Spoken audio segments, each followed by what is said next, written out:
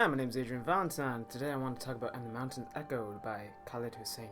Alright, let's talk.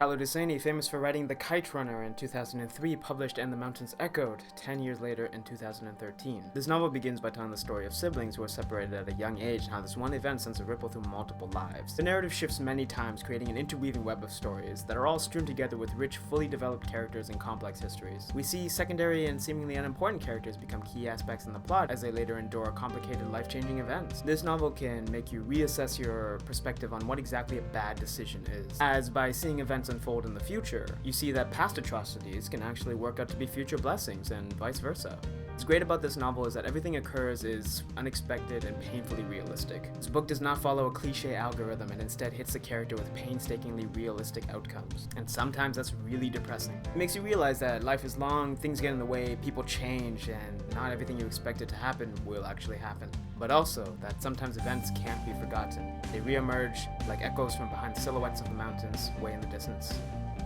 Thus the title.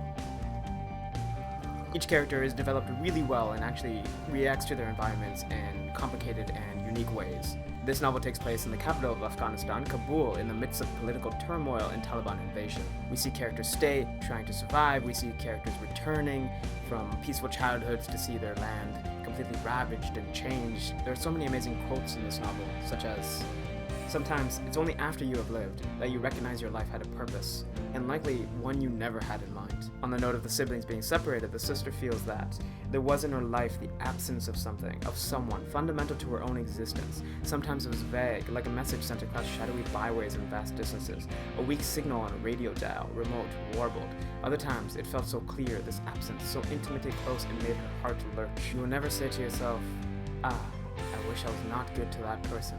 So we see how stories are very fundamental to these characters' lives. They all have one of their own, interweave and mingle and mangle and blow up, and are all independent on themselves but also linked. I highly recommend it if you're interested in complicated characters and complicated narratives. I give it a 4 out of 5. I really connected with this book. It is very sad, so do prepare for that. I do have a website as well, avvalentine.com. Please check it out for more book reviews, travel blogs, and short stories. Alright, good talk.